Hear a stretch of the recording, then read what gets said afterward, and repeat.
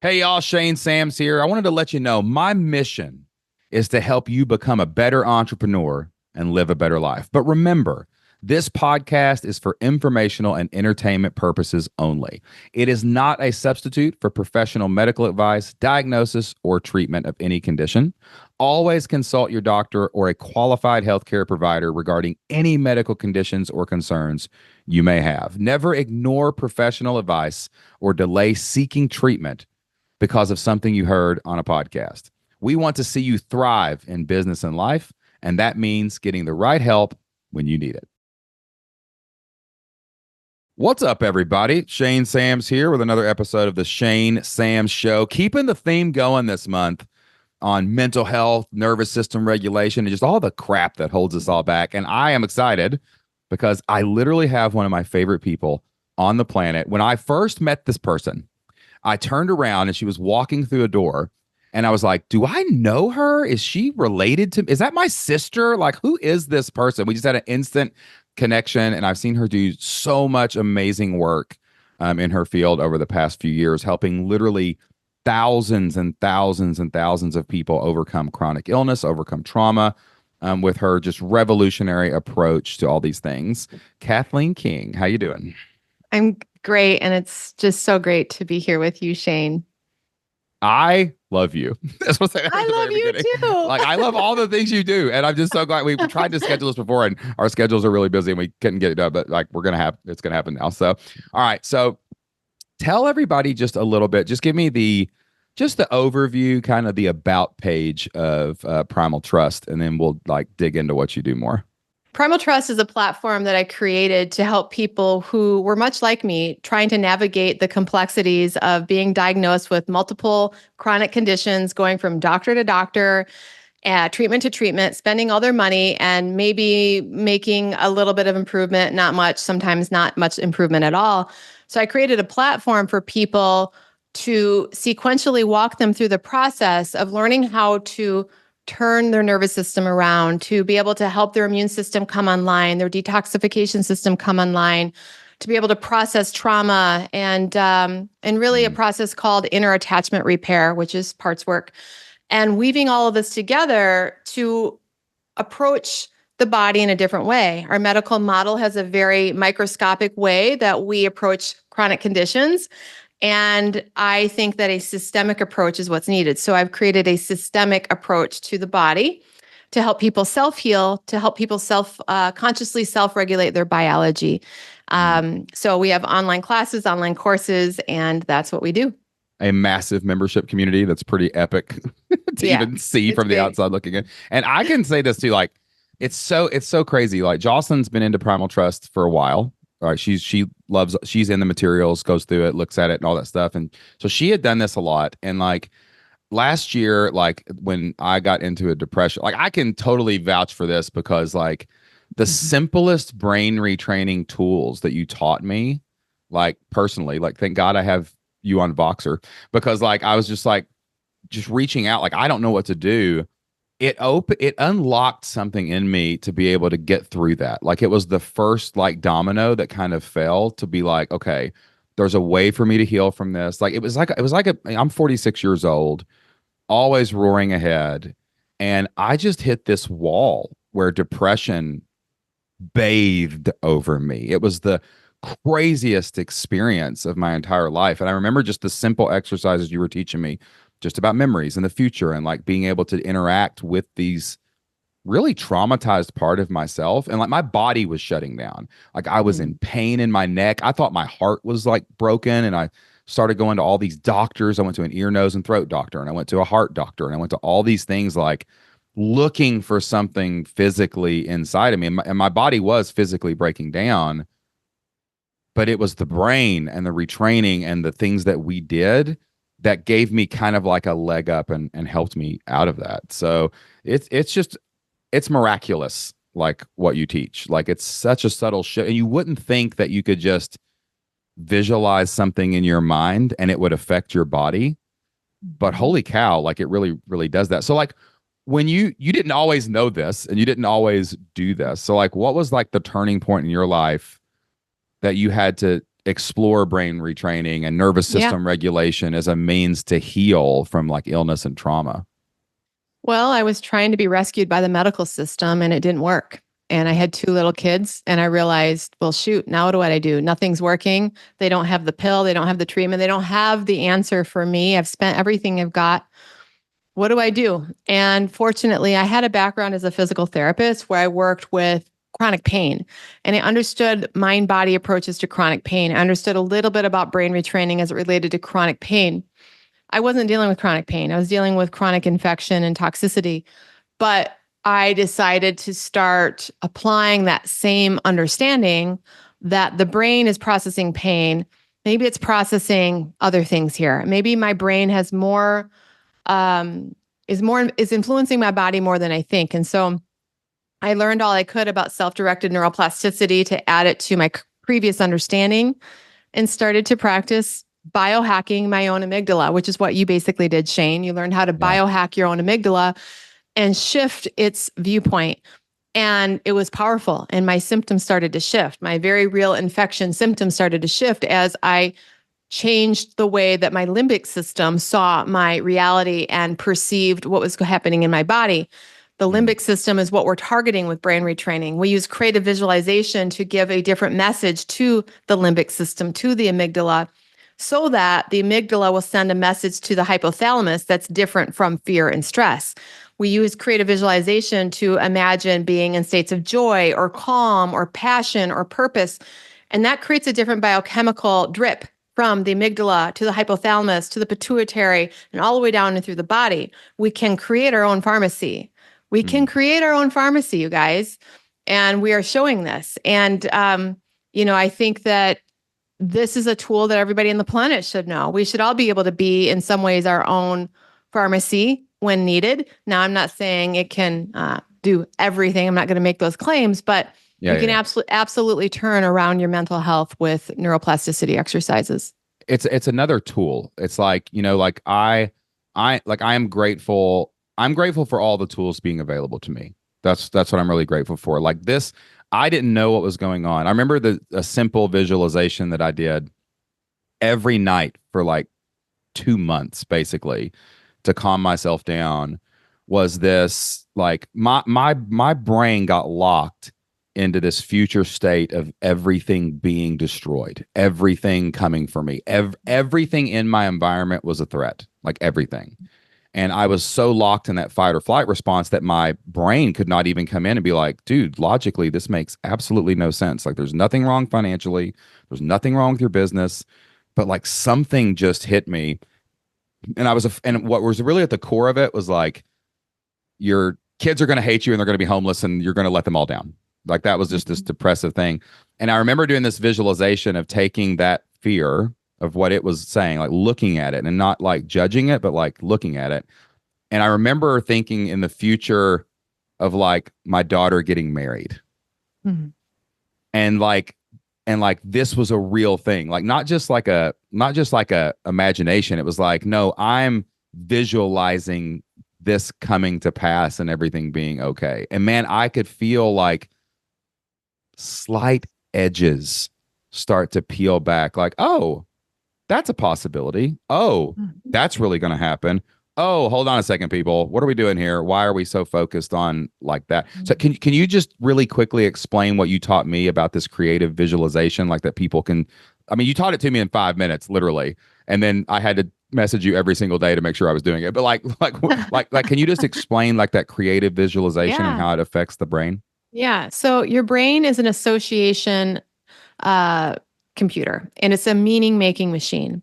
And it uses your beliefs and things that happened in the past to project what might happen in the future. Now, it helps you to navigate your life based on that. Like if you got bit by a dog as a child, when you get around a dog later, you might have a fear response because the amygdala has made the association that dogs are not safe. And so it helps you to avoid dogs in the future. Now, you might have to come in and say, well, not all dogs do that, but that's a whole other topic. So sometimes the amygdala can get hijacked and can get stuck in something called limbic system impairment, which is where it perceives everything as a threat. And it's hypervigilant and it's irrational. And so we have to show that amygdala that there might be another possibility other than absolute utter destruction, loss, abandonment. And that's what you did, Shane. You decided to show it another possibility through your will of creating a visual of the future that was a different possibility than your kids hating you. You showed it another possibility, and your brain was like, "Oh yeah, that might happen too." And when it saw another possibility other than utter destruction, it created a different biochemistry. And then you had to do that again and again and again because you were in the middle of a limbic system hijack, limbic system impairment, for a whole other reason, because trauma was surfacing and your limbic system was trying to keep you safe. And so you were trying to consciously biohack the perception of your amygdala using creative visualization to make a new association of what's possible so that you could calm down and see things differently. I can remember. I actually kind of remember when it clicked. Like one night, I remember it was a weird feeling because I was having all these nightmares. I was waking up like stuttering. Like I was just all this stuff was pouring out of me. You saw me. I was a hot mess. It was absolutely disastrous. And like I remember one day thinking there's a 50-50 shot there. And like I remember like thinking about, because I would think about what it was thinking. I was like observe what the bad thing was, right? And then I would think about this other good thing. And then I would observe the bad thing. I would think about the good thing. And it started out like 99.5 to 0.5, right? Yeah. And it was work. It was really hard. But I would, throughout the day, 3 or 4 times a day, I was stopping and I would pull up this music that had no words in it so I could just have something in the background besides the noise. And then I remember one day just thinking, oh my gosh, there's a 50-50 shot of that. I've seen it before. I've been working toward that my whole life. Like this was what was happening. Like, why would this not be true now? And that actually opened the door for parts work and the door to explore why I was thinking this way. But I think we try to think of why is this happening first? Why is this happening? Why is this happening? Why is this happening? And there's no damn answer to that usually. No. And then it's like, okay, it's happening. Deal with this. This is happening. It's going to happen. What else can happen? That's probably a better question than why is this happening to ourselves, you know? Yeah, absolutely. I mean, I remember when you came to me and you didn't know what was wrong. I'm like, well, I do know what is wrong is your limbic system is hijacked and you're going to have to biohack it. Yeah. And until you find the, other solutions, you need to deal with this rogue amygdala that is torturing you. Yeah. Yeah. And what's cool about what the best thing I got out of that was, I think the best skill I was blessed to develop going through a really deep hurtful depression and doing all that little bitty work is now, as soon as I feel my nervous system dysregulated, I immediately stop and I observe what's happening. And once I observe that, I can immediately create a better visualization that's an alternative to that, like in the day. Like now it's not so far in the future now. Does that make sense? Mm-hmm. Like it's like this day's ruined. It's going to stop everything, blah, blah, blah. Nope.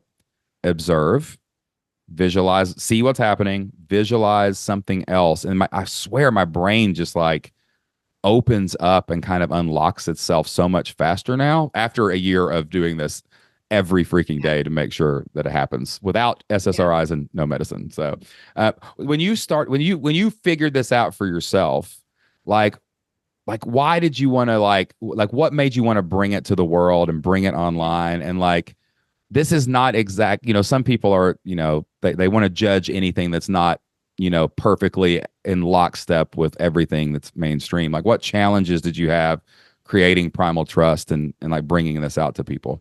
Yeah. Well, I wanted to bring it forward because after a journey of over 15 years of trying numerous physicians and numerous treatment, this was the one thing that I had a self-empowered ability to know I could change my own physiology, and it was free. Yeah. And I thought, there've got to be countless people just like me who have spent everything they had and are not getting answers and their body is not responding. And it was just so clear that this needed to come into the world, and that the way that the medical system is approaching chronic illness needs to change, and that my story needs to be shared.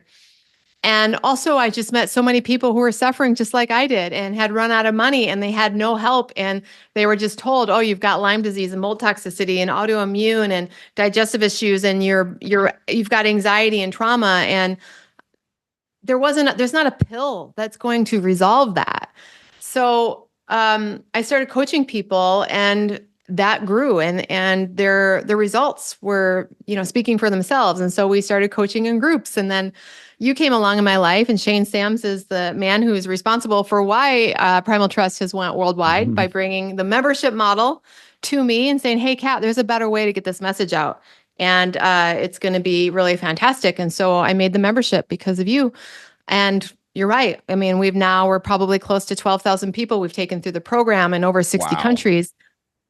Because people are thirsty for another solution since they're getting the door slammed when they're going to the doctor. The solutions aren't there.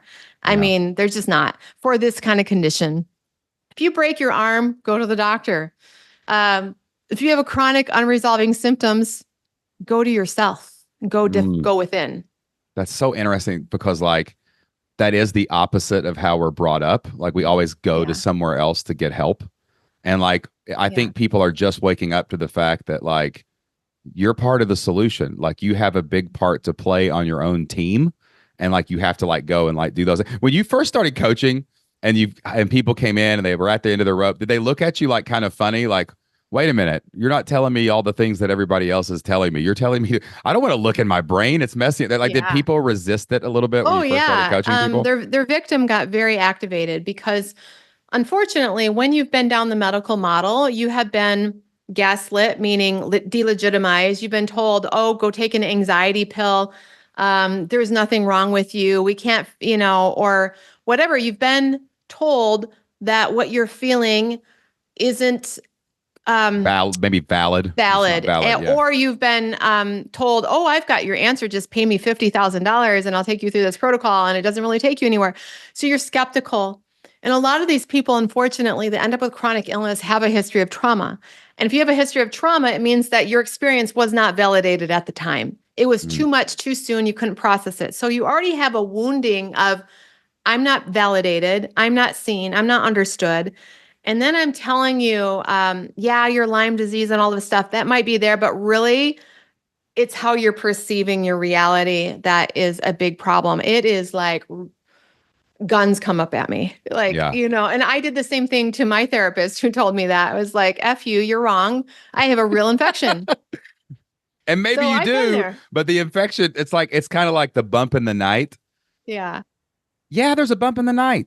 Something happened. That's fine. But it's not a grizzly bear, right? You can change the way you're looking at the freaking problem, Yeah, absolutely. And so we have to help people to say, yes, even though that this is an internal therapy, it doesn't mean that it's all in your head. It actually is affecting your physiology, and it actually isn't affecting the way that you deal with infection and toxin. But the solution is a systemic solution of targeting your nervous system, targeting your trauma, so that you can detoxify, so that your immune system can come online, and so that maybe the treatment that you are doing works a heck of a lot better. I'm not against treatment. I'm saying it needs to be combined with nervous system work for best results. And see, that's when I called you, because so it first started, it was happening. And the first thing I remember when I got depressed and I was sitting out on my dock and I felt this darkness that I'd never felt in my entire life. I've never been depressed before. I know this. People say all the time, oh, you're just down, you're just whatever. But depression is not the same thing. It's totally different. And I started to cry, and I said out loud, I spoke it. I was like, oh my God, this is depression. I'm feeling this wash over me. And I felt guilt and shame that I was getting depressed. Because I have good life. I have a good life. I have a great family. I have a business. I have all these things. And I just felt so much guilt and shame. And my first instinct was to hide it, was to not tell anybody, was to put on a happy face and just do those things. And I went to my doctor. There was about 3 or 4 weeks where I was just man, I got to have something. First thing is, of course, benzodiazepine to try to stop the symptom immediately. And it helped, but they're addictive as crap. And I didn't want to get addicted to those. And then I went back to my doctor because the doctor's safe and in private and it's just you in that room, right? And it's And he prescribed me SSRIs, right? I started doing SSRIs. And I, again, thank God, it was the only relief I had at the time. And I think that the SSRIs did calm me down enough to where it turned down the volume enough to seek more help. Does that make sense? And then I was like, and then you gave me the exercises to do, and I was able to do this. So I'm not saying, I'm never telling anyone, you take whatever they give you, it can help. If you've got a disease and there's a medicine that can make it less. But I love what you said about this can help it more. It's like having two people lift you up on a wall instead of just one person lift you up on the wall. You can get up the wall like a whole lot faster. Well, why do you think it's taken so long? Like nervous system regulation is a term I learned about 3 or 4 years ago, I think, when I started doing some different kinds of mental health work and some other things. Like, why has this taken so long for people to realize that our nervous system and our trauma and these triggers like cause physical actual ailments and infections and things like that? And like why is this just coming out now that this stuff works? Yeah. Because most of us were comfortable enough living our suppressed toxic lifestyle up until 3 or 4 years ago when COVID came and it blew the lid off the can and opened up Pandora's box inside each and every one of us that were put in isolation and in fear constantly. Then all of a sudden, our subconscious and all the things that we've been holding became too much for our typical distraction and coping mechanisms, and people needed solutions. And so it became more of a collective need for nervous system work, whereas before 2020, it was just people like me who were chronically ill with Lyme disease and there was no solution for them. Eventually, collectively, shit hit the fan for all of us and we were all grasping, full of anxiety, feeling desperate for help, and the nervous system solution broke into mainstream, thank goodness.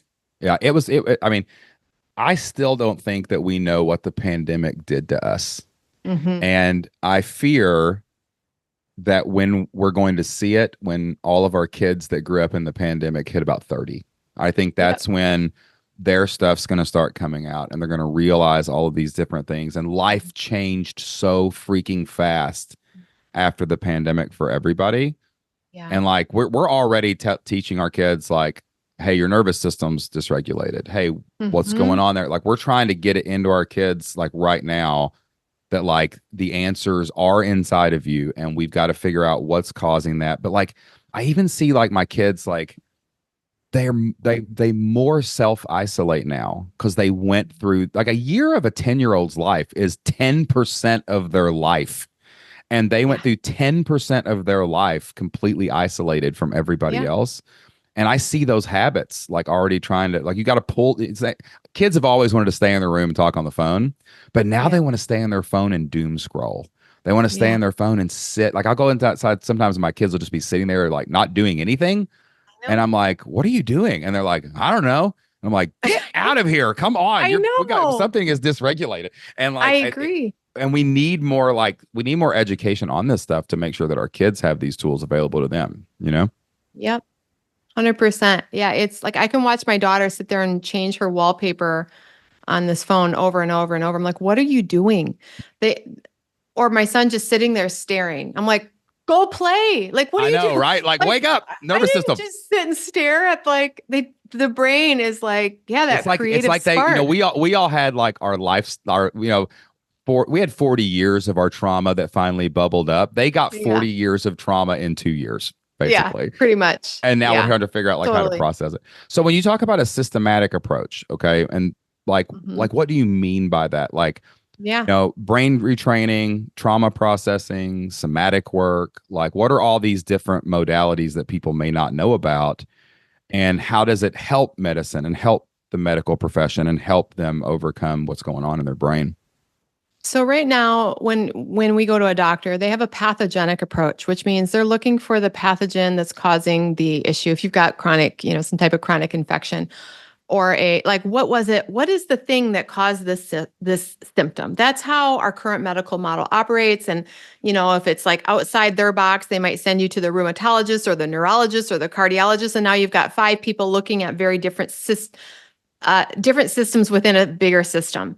Well, I like to stand back and be like, what is the holistic situation here. The whole body, the whole system that has a blockage in its healing cycle. And so a systemic approach is looking at the system as a whole and looking at what is blocking the natural healing capacity of the body. So a systemic approach would be more lifestyle approach, more how you're living approach. How is your nervous system that goes to every single part of your body? That kind of approach. That's what I mean by a systemic approach.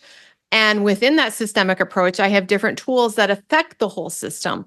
Brain retraining affects the entire biology. Vagus nerve toning affects your entire biology. And brain retraining is this visualization, like creating new imagery in your brain to kind of slow down the fight or flight and things like that, right? That is one way of brain retraining. So brain retraining could be just different mental rehearsal exercises, like different things that you say in certain situations. It can be literally making yourself physically do something different. Brain retraining could be like, oh, I'm always like slumped when I'm afraid to say my truth. I'm going to stand up and put my arms out when I'm going to say my truth. That's also a brain retraining practice. So it's mental rehearsal exercises, creative visualization, anything where you're using your consciousness to interrupt a pattern and give a different pattern. It's a pattern interrupt, a reframe, and a different creative process instead of the unconscious habit that was coming along. So I'll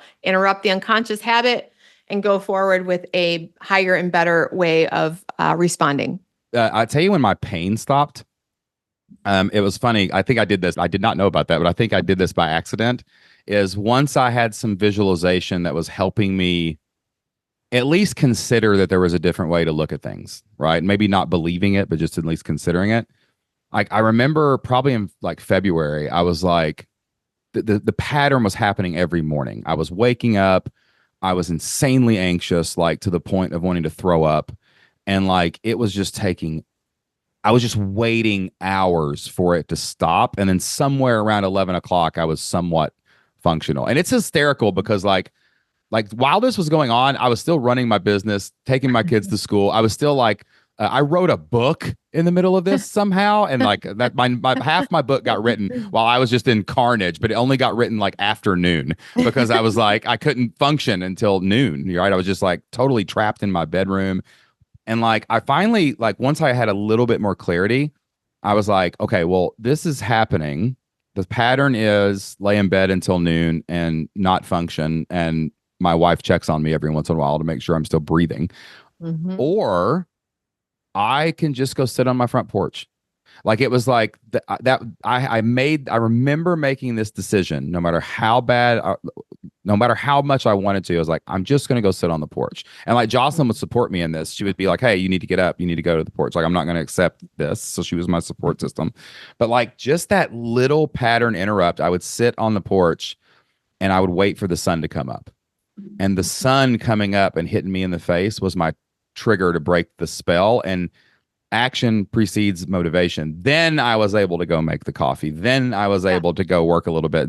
And I started creeping back. I was like, okay, I'll work at 11:30. Oh, I did it.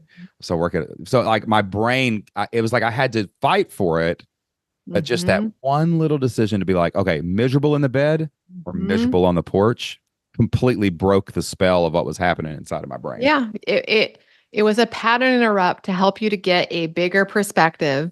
And I say that is so important. Sometimes even like what I used to do is if I couldn't get outside, I would lay on the floor, like under something and have a different perspective of the room, or go outside and lay under a tree. Any type of different perspective will interrupt the brain and give you a different sense of your life. Oh yeah, man. That is so true. Guys, it's so then you said something about, what did you say next? Like, polyvagal or something like that. I don't know. That's a big word. That's a big word. That's a big word. For so me. You know working on the vagus nerve is also a systemic approach because the vagus nerve goes all through your body. It's working on the whole system.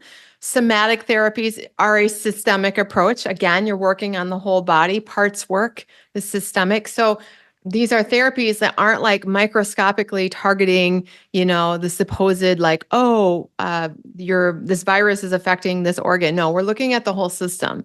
And so autonomic nervous system work, brain retraining work, somatic work is more of a systemic, holistic therapy. It is interesting how you say like you go to all these doctors. I've always thought about this. Like you have a primary care physician, and then they send you to the ear, nose, and throat guy. This is my exact path, by the way. Yeah. And then they send you to the cardiologist, and Hmm. then they send you to somebody else. And like they kind of report back, but they're not talking like a team No. to figure anything out. You know, it's kind of like you have a boat and like you've got like, you know, like you're like, let's go up and look at the front of the boat really, really closely, but the leak is in the back. And like there's Hmm. a guy in the back that knows there's a leak, but he doesn't ever talk to the guy in the front. And then the Yeah. boat sinks because if they had just like called each other and said, hey, let's look at the whole boat. You know what I'm saying? Then you Yeah. might actually find the problem, but then your boat sinks and it's too late at that point. Yeah. Yeah, but by taking all that information and working with it for yours, I think there's a lot of in your work too personal responsibility, which I really like. Like Mhm. no one's going to save you, and you can't wait around to be saved. You need all these specialists and pings, and the information is needed for the holistic approach.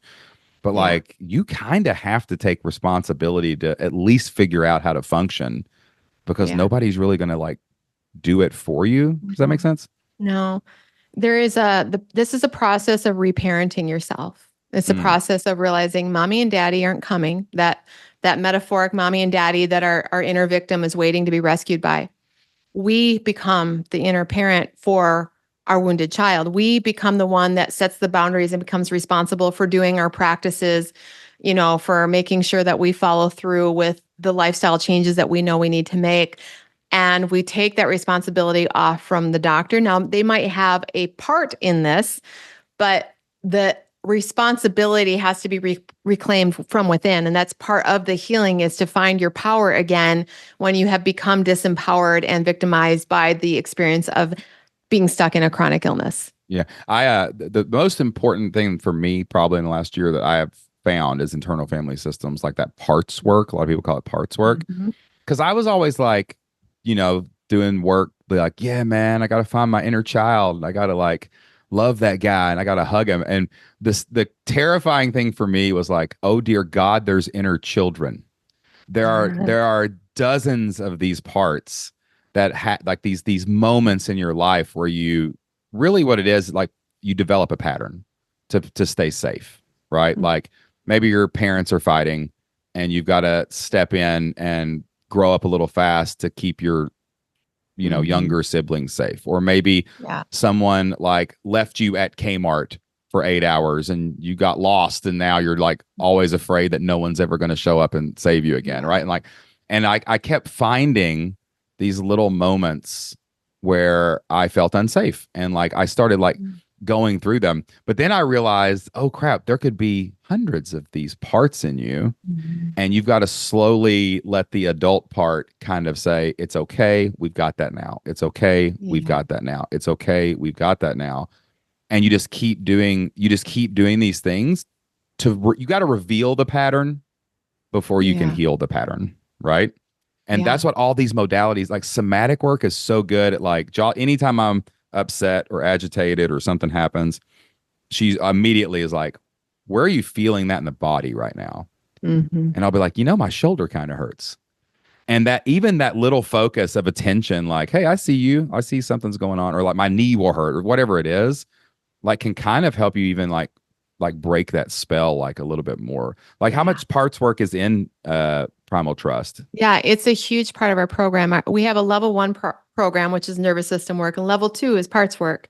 Level two is the process that I feel like was the most rich part of my healing. I actually created level two first. I created the parts work inner attachment repair program before my level one, because that's where I was at in my journey.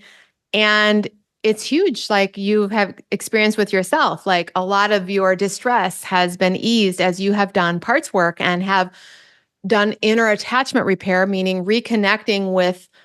It's actually about there's a science behind it. We're reconnecting neural networks that have been disconnected, and we have protective parts keeping us from remembering core wounding, and we have to open up those files and reconnect with our adult consciousness and create a more mono personality, a whole personality where these parts that have been fragmented are connected with the whole, and we can consciously register the energy in those neural networks, the emotion, the memory, the belief.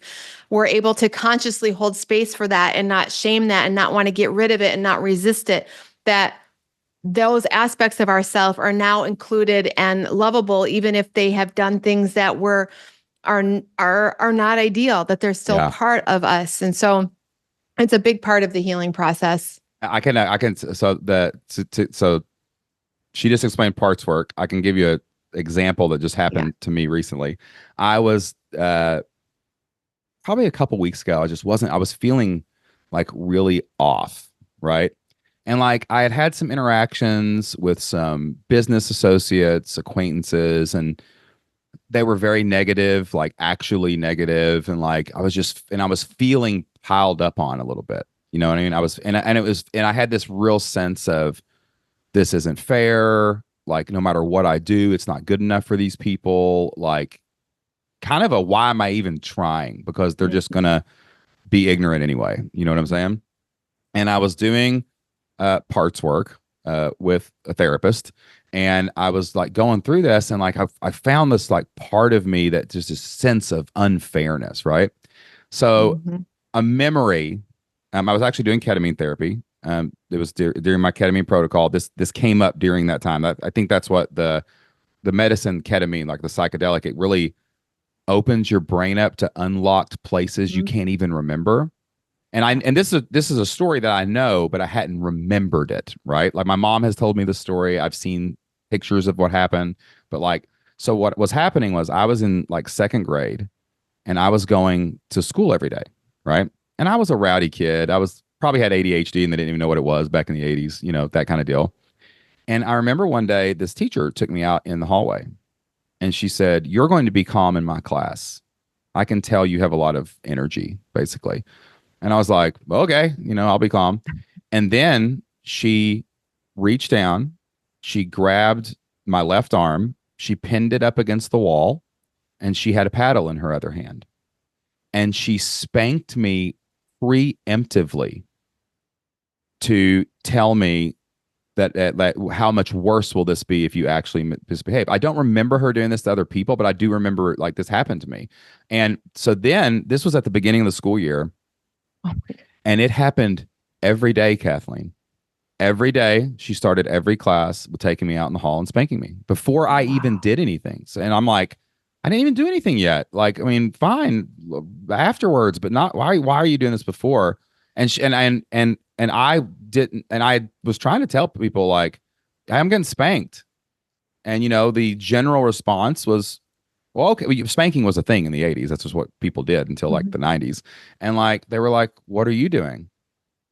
What are you doing? Like why are you getting spanked?" And I'm like, "I'm not doing anything." They're like, "Well, they wouldn't spank you if nothing would happen." So I'm being totally invalidated in this part of my life. And like the reason it stopped was because I was like, I came home and was like, I got spanked again. And it was kind of like, "Well, what are you doing?" And I pulled my pants down. My mom took a picture of this, or still I have a picture of this. My butt had a huge bruise straight across it where I was getting spanked like every single day in class. Right. So then my mom came, like the proverbial, like, oh, my mom goes to save me, right? Like they stopped this from happening, basically. And, you know, and I have not had that memory ever. I know that my mom has told me this story and showed me this picture. And like the relationships that I was having recently with certain people and the unfairness of these relationships and the I don't understand. I'm not doing anything wrong and this is still happening.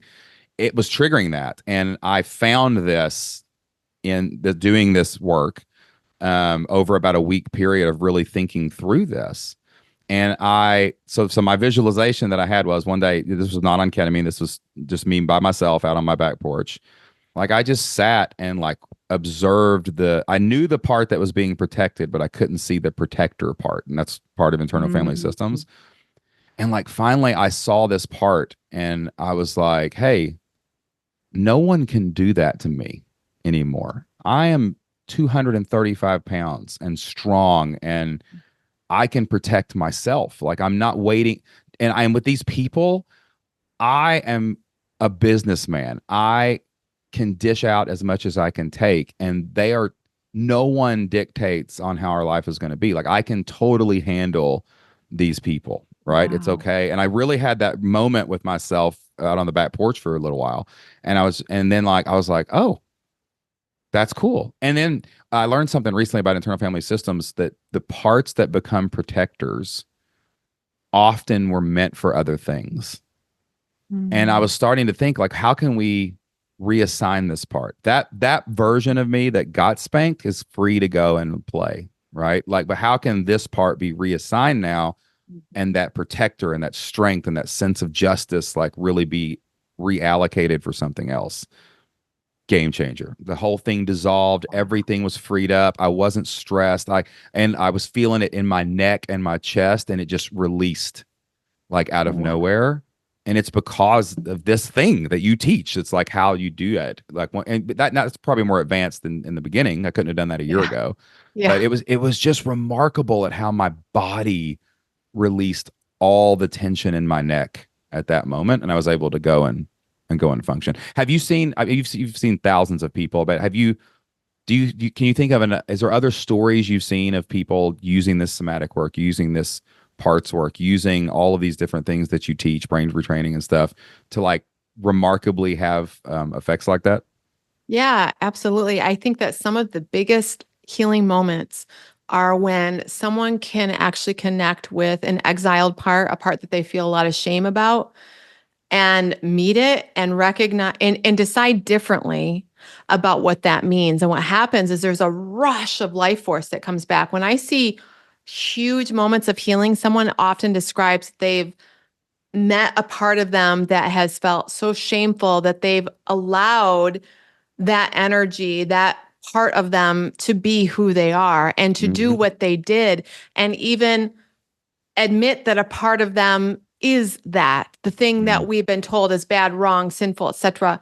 Oh, I have that in me too, and that's allowed to be here. And I think that it opens up so much in our autonomic nervous system, our life force, our vagus nerve kind of comes online, and it's like a whoosh through the system. And I see people with like debilitating chronic disease who, when they meet these inner exiled parts and allow them to be a little more whole, including the dark and the light, their energy can come back to them because Yeah. they've now stopped rejecting an aspect of self that is vital to who they are. So, Yeah, I have a kind of an analogy that I use. Like what I learned was after I worked with you, that I had let a part of me. They're all valuable, no bad parts. That's what the guy says. yeah. But like I had let this part have the driver's seat and have the Mm. wheel. This part was running everything in my brain, right? And then I got to a place where I felt like, oh, I found these multiple parts of myself, and they were like sitting almost like a council to try to make decisions, right? And then I realized, hold on, wait a minute. None of them should have the wheel. That's me. My true self as an adult 46-year-old man should have the wheel. And these are all informative and they're all good and they need some control and Mhm. guidance. But like when you let like if you get diagnosed with a chronic illness and that triggers something that's insane inside of you, that's like, oh my gosh, I've got to protect us right now. I can't figure this out. We got to shut everything down. We got to slow down. Like when you give that one part the wheel, Mhm. it goes off the railroad tracks really, really Yeah. fast. It's about incorporating them into yourself and taking those lessons and things learned. That's what's been helpful for me is like, no, not one. You guys are not in charge here. My true Yeah. self is in charge and my brain is in charge. And you guys just live in one of the neighborhoods in my Yeah. brain. So you have to like do, Exactly. yeah. So like, what's the Exactly. future? What's the future for Primal Trust? Like, I mean, like what are you're one of the biggest dreamers I know, and you want to change the whole world and the whole medical system. Yeah. It's amazing. But how do you see this thing like growing? Oh, it's such a good question. Yeah, I have a big target on the medical system and infiltrating and Sneak in. teaching. I mean, look, I have a background as a physical therapist. I understand systemic approaches to treating things. I believe that I can validate the process that we're using and legitimize it and make it a standard of care. When you're coming to your primary care physician, instead of just handing out that benzo right away, why don't we start with some home brain retraining and vagus nerve work first? Yeah. And let's see how you do. And if we need to add some more things, maybe we do. What if that was the standard of care? What if when you start having all sorts of weird symptoms, the doctor's like, okay, your system's ability to process stress, to process infection, to process toxins is jammed up. There are some things that can help you unjam this that are actually free for you to do at home that don't involve a pill. Let's see if we can get your system unlocked. I want to change the medical paradigm. I want to change the way that we handle trauma. I want to educate people on parts work, on self-empowered trauma healing. And I'm saying that purposely because the trauma healing world is becoming very victimized, in my opinion. For sure. We are exploiting the term trauma informed and using it as a justification for staying in victim consciousness, if I were to be so blunt. I really want to. I call that trauma hunting. We become trauma hunters. It's like we want to find it and be aware of it, but then we're like, that's just who it's like Eeyore. It's just like everything's just like, and then people, and it's becoming a buzzword almost where it is. Everything's freaking trauma and like, and it's a way of like trying to like create boundaries instead of saying what you need. Sometimes we use that as an excuse to say, you're triggering my trauma instead of like, what I need is this and what I don't want is that. So it's becoming misused, overused, exploited. I think that's really important because it doesn't actually help us heal from trauma if we never get into our empowerment and our ability to let go and to forgive. I think that's a big piece there of what that actually means. What is forgiveness? What is a letting go? And what is self-empowerment when it comes to healing trauma? Of course, there's a stage of validation and being seen and heard, but then there's a stage of empowering yourself and recognizing you're all grown up. And there are different ways of living. And so I have that aim. I'd really like to create a nonprofit and do different types of service work around the world. I've got lots of dreams. I only hang out with dreamers, so that's okay. That's why we hang out. Yeah. All right. Well, listen, I love what you've created. Like, tell everybody real quick where they can find you online. I know, listen, everybody out there, depression attacks us, anxiety attacks us, and we all have this stuff. And it's not like you don't have to have the worst possible, like I got in a war zone trauma for something to like hurt you. Like Jocelyn has a really good, she explains this to people when they really don't understand mental health and they're trying to kind of learn about it. It's like, you could have been a baby and you were hungry and normally your mom came and fed you in 3 minutes, but for some reason she didn't come for 30 and you just all of a sudden have something inside of you where if you're not getting your needs met as fast as possible, you freak out. Like we all have these things that can help us grow and heal and make us better. So how can they find you and how can they find Primal Trust? Yeah. So primaltrust.org is our website, Instagram, primaltrust_official, a YouTube as well, Primal Trust. I'm blanking on Primal Trust Official. And we, so that'd be the best way. We've got a lot of free resources. I have a free book. Right here. I want to show you real quick. No, I don't have the book. Just kidding. I thought I had the book sitting there. It's called How Healing Happens. Healing Happens. It's called How Healing Happens. And it's 130 pages. And it's like a free mini course. Lots of exercises. I wrote it this year, full of beautiful infographics for those who just want to understand, but they don't know if they want to join a community or they can't afford a community. Fine. I've got a book. It's got everything in there that you need to know. So How Healing Happens under the free resources on my website. And I'd love to help you out if you resonate with what I teach. I love you, friend. Thank you for being on the show today. Thank you, Shane. All right, y'all. That wraps up my interview with my good friend, Cathleen King. She has an amazing program that's helping thousands of people over at Primal Trust. So if you're having any problems with chronic illness, any kind of trauma, any kind of mental health episodes that you may be having, of course, go see your doctor. Of course, go see your therapist. Of course, go seek out all the medical advice you can. But maybe you can zoom out. Maybe you can add this as a part of your healing journey, and it can support you as well. Go check her out at Primal Trust online. All right, y'all. That's all the time we have for this week. Thank you so much for listening to the Shane Sam Show. Until I see you next time, get out there, take action, and do whatever it takes for as long as it takes to live a better life. We'll see you then. I've now realized, F you, I have a boundary. Sorry, this is all. That's all right. It's good. I love it. Hey, the world needs to hear F you. We've got boundaries. That's what the world needs. We'll put this in the B-roll. It's fine. It's in the B-roll. And I'm going to keep my boundary. And it's okay to have a boundary, and you can scream and shout all you want. And yeah, I have this boundary, and you'll be hearing from my lawyer. Hold on. My computer is about to die. Oh no. Grab the cord. Quick. The joys of podcasting. I just realized it wasn't plugged in. I'm really glad. Okay. Whoop. We lost her. She's coming back.